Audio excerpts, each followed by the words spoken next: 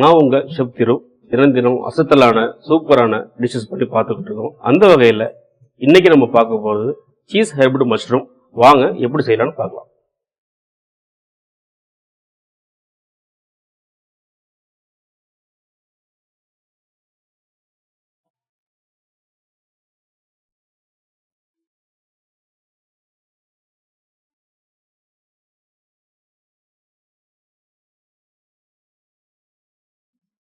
இதுக்கு தேவையான பொருட்கள் maida, cornflour, salt, egg, bread crumbs, mushroom, cheese, எண்ணெய் அண்ட் மைனஸ். ஸ்டவ் ஆன் பண்ணிக்கலாம்.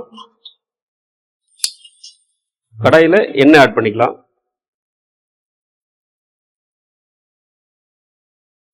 இப்போ எண்ணெயை நம்ம கடாயில ஊத்திட்டோம். எண்ணெய் ஹீட் ஆகட்டும். அதுக்குள்ள இந்த மஷ்ரூம் எப்படி செய்யணுன்றதை பார்த்துடலாம். வாங்க. 1/2 டீஸ்பூன் பெப்பர் போடுறோம்.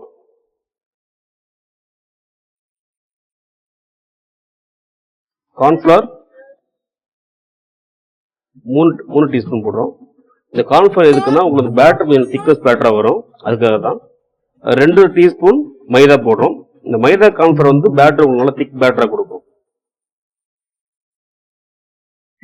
ஒரு எக் உடைச்சு பீட் பண்ணி வச்சிருக்கோம், நம்ம அதை இதில் ஆட் பண்றோம்.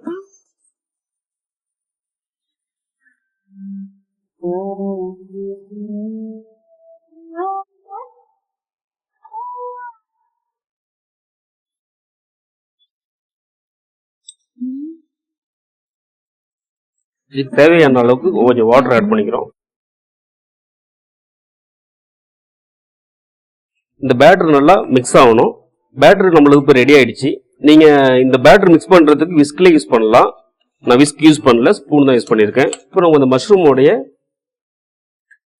இந்த ஸ்டம்பை ரிமூவ் பண்ணிக்கணும். நம்ம ஒரு 6 மஷ்ரூம் எடுத்திருக்கோம். இந்த 6 மஷ்ரூமுக்குள்ள ஸ்டம்பை மட்டும் ரிமூவ் பண்ணிக்கிறோம். இந்த மஷ்ரூம் ஸ்டஃப் பண்றதுக்கான சீஸை நம்ம கிரேட் பண்ணிக்கிறோம்.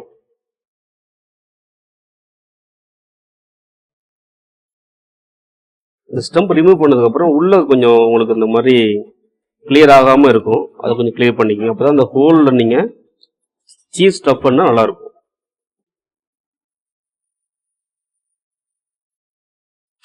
இப்போ நீங்க சீஸ் உள்ள ஸ்டஃப் பண்ணிக்கலாம்.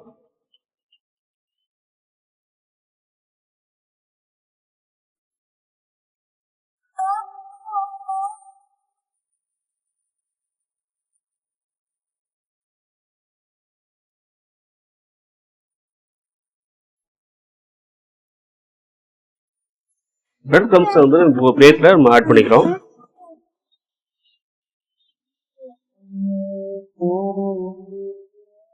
ஆயில் இப்போ உங்களுக்கு நல்லா சூடாயிடுச்சு. வாங்க பிரெட் கிரம்ஸ் நம்ம ரெடி பண்ணிட்டு ஃப்ரை பண்ண ஆரம்பிச்சிடலாம்.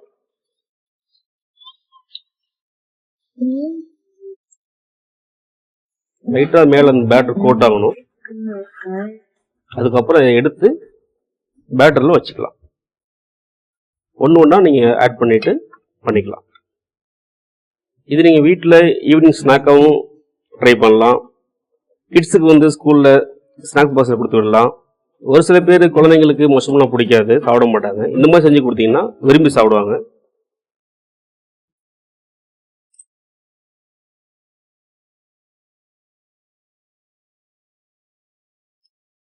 இப்போ மஷ்ரூம் எல்லாமே கோட் பண்ணி எடுத்தாச்சு.